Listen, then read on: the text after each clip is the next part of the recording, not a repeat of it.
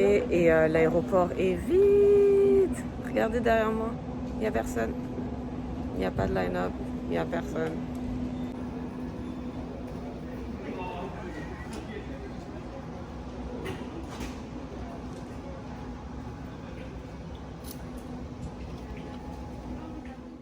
C'est l'épisode 2 de mon voyage à Dubaï.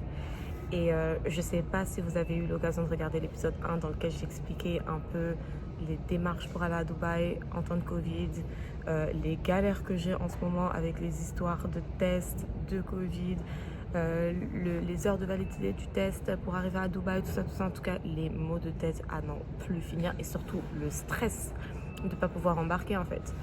Parce que je vous rappelle que hier encore, j'avais pas encore les résultats de mon test de Covid. Donc, mais je vais pas revenir là-dessus. Je vous encourage encore une fois à regarder l'épisode 1 dans lequel j'explique un peu toute la galère.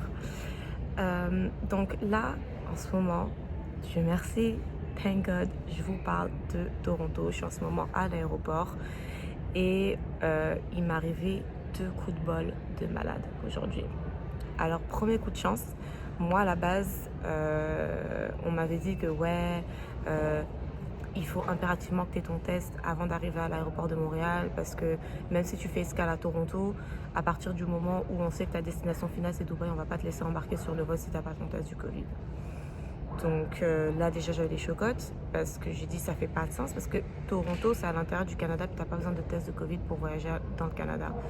Mais après, bon, éventuellement ça fait du sens, on dit ok je pars à Dubaï, on va pas te laisser embarquer si tu n'as pas ton test. Là, je me dis, tu sais quoi, c'est hors de question que je repousse mon vol. Mes activités sont déjà planifiées et tout. So, je prends la chance d'aller quand même à l'aéroport de Montréal. Et là, j'arrive pour enregistrer déjà personne, trop bien. Et là, je tombe sur une fille super chill. Carrément, elle me demande si j'ai besoin d'un visa pour aller à Dubaï. Bon, c'est supposé être ton taf de savoir ça, mais bon, non, je suis française, j'ai pas besoin de visa. Et là, je vois qu'elle ne me parle pas de test de Covid, elle enregistre mes affaires, pas de problème. Je dis, oh, thank God, ça me laisse 5 heures de plus pour, en fait 6 heures techniquement, parce que le vol Montréal-Toronto, c'est 1 heure, c'est super proche. Et plus 5 heures de décalage, 5 heures de layover, comme on dit en français déjà, oh my God, d'escale.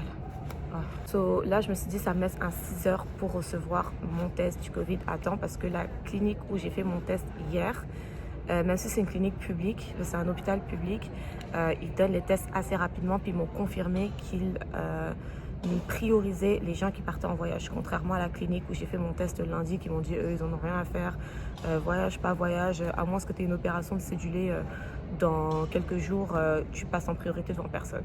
So, là, j'arrive à Toronto. Puis je reçois une notification comme quoi j'ai reçu un email. Là, je check mon phone et qu'est-ce que je vois? Mes résultats du test du Covid de cette fameuse clinique où je suis allée hier. Et en plus de ça, évidemment, mon test est négatif. Non mais s'il vous plaît, non mais la chance. J'ai atterri à, je sais pas, là, peut-être 16h. Et j'ai reçu le email à 16h40. Et j'ai passé le test hier aux alentours de midi. Donc ça leur a pris à peu près, je sais pas, 28 heures pour m'envoyer mon test. Non mais amen. Non mais imagine, j'aurais pas eu mes tests à temps, j'aurais pété un câble. En fait, j'aurais juste pleuré toute seule. Donc voilà quoi, franchement au final, plus de peur que de mal.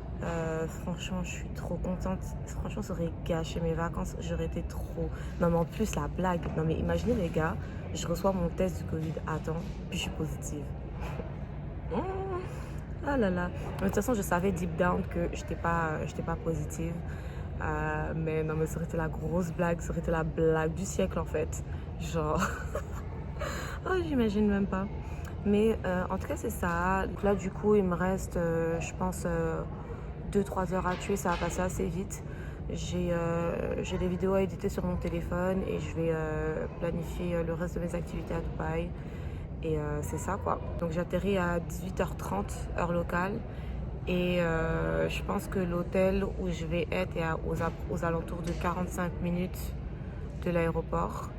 Et j'ai déjà réservé une activité pour le soir. J'ai hâte de vous montrer ce que c'est. En fait, c'est pas vraiment une activité là, c'est un lounge, c'est un rooftop, c'est un des plus beaux rooftops de Dubaï. Et j'ai trop hâte d'être là-dedans. Sur ce...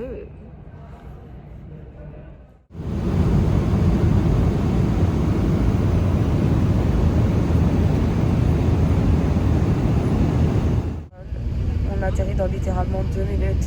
Franchement, ça s'est super bien passé. C'était la première fois que je prenais Emirates. La nourriture était super bonne, les 3 repas.